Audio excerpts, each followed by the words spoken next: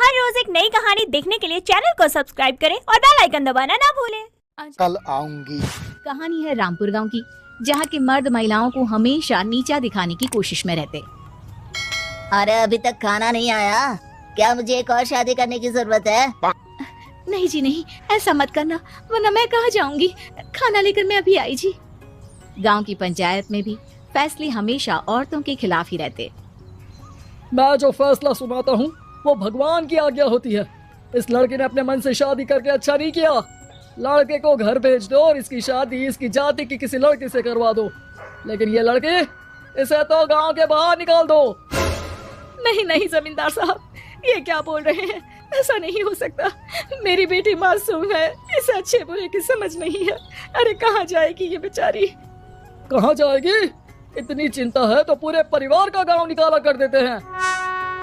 बेचारे पूरे बसे बसाए परिवार को गांव छोड़ना पड़ता है। चाहे जो हो, अगर बेटियों को कंट्रोल नहीं कर सकते तो गांव में रहने का कोई मतलब नहीं है। यहाँ औरतों को दब कर रहना होगा।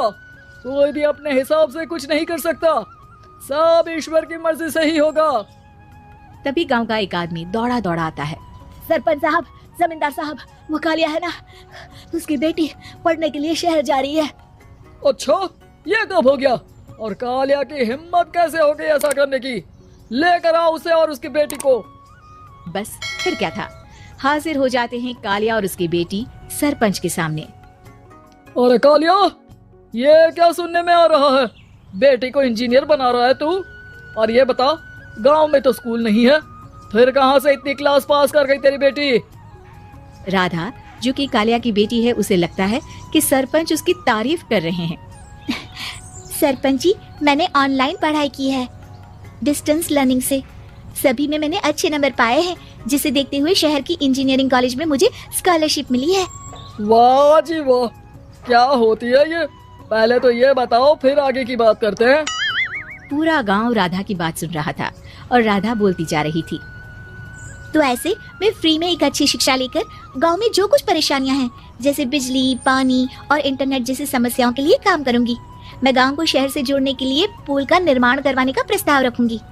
मुझे पूरी उम्मीद है कि जल्द ही हमारा गांव भी तरक्की की राह पर चल पड़ेगा। राधा की बात सुनकर सारे गांव वाले ताली बजाने लगते हैं। सरपंच को समझ नहीं आता कि वो क्या करे। चुप रह नादान लड़की, गांव के खिलाफ जाने के लिए तुझे गांव से बेदखल कर दिया जाएगा, वो भी पूरे परिवार के साथ। और हाँ, अगर ठीक से गांव में रहना चाहती है तो ये पढ़ाई लिखाई छोड़ दे। हम तेरे लिए गांव का कोई होनहार लड़का देखेंगे। तभी गांव का एक आदमी बोल पड़ता है। अरे नहीं नहीं सरपंच जी, राधा बिटिया जो बता रही है, अगर वैसा हो जाए तो हम लोगों को पैसा कमाने के लिए बाहर नहीं जाना पड़ेगा। हाँ जी, और ना ही कोसों दूर पानी के लिए भटकना पड़ेगा। हमारे बच्चे भी अच्छी पढ़ाई कर सकेंगे और आगे बढ़ेंगे, ना कि हमारी तरह खेती करते बैठेंगे। क्यों गांव वालों, राधा बिटिया का साथ देना चाहिए ना। सरपंच देखता है कि गांव राधा के साथ है तो वो चुप हो जाता है। वो घर आकर अपने सलाहकार से बात करता है, जो बहुत ही चालाक किस्म का इंसान होता है। अरे सरपंच साहब, आपको बहुत ही होशियारी से काम लेना पड़ेगा। एक बार गांव तरक्की कर गया, यहाँ के बालक पढ़ लिए तो कोई ना पूछेगा आपको। और फिर ये जो बेटा और बेटी है ना आपके, इनको भी आम लोगों की तरह ही जीवन जीना होगा। हाँ, लेकिन करे तो क्या करे? वो ना आप मुझ पर छोड़ दीजिए, बस मैं जैसा बोलूं करते जाइए। अगले रोज सुबह जब गांव वाले सोकर उठते हैं तो राधा के घर के बाहर और साथ ही वो लोग जिन्होंने राधा का सपोर्ट किया था, उनके घर के आगे लाल रंग से कल आऊंगी लिखा होता है। कल आऊंगी? यह क्या होता है? अरे यह तो खून से लिखा है, लगता है कोई भूत प्रेत या चुड़ैल का साया है। चलो सरपंच जी के पास चलते हैं। सभी सरपंच के पास जाकर उसे सारी बात बताते हैं। ओह, ये तो बड़ी मुश्किल की बात है। चलो, मैं एक बाबा को जानता हूँ, उन्हें बुला लेता हूँ। सरपंच बाबा को लेकर गांव के घर के बाहर जाता है। ओहो, तो ये वो चुड़ैल है जो उन लोगों को निशाना बनाते हैं जो गांव को बदलने का सपना देखते हैं। वो गांव को ऐसे ही संपन्न देखना चाहती है। वो नहीं चाहती कि कोई बाहरी यहाँ का कायाकल्प करे। क्या तुम लोगों में से किसी ने गांव को बदलने की सोच रखी है? तभी राधा की माँ रोते रोते आती है। मेरी राधा घर से गायब हो गई है। अरे कोई तो बचाओ, मेरी बच्ची कहाँ गई?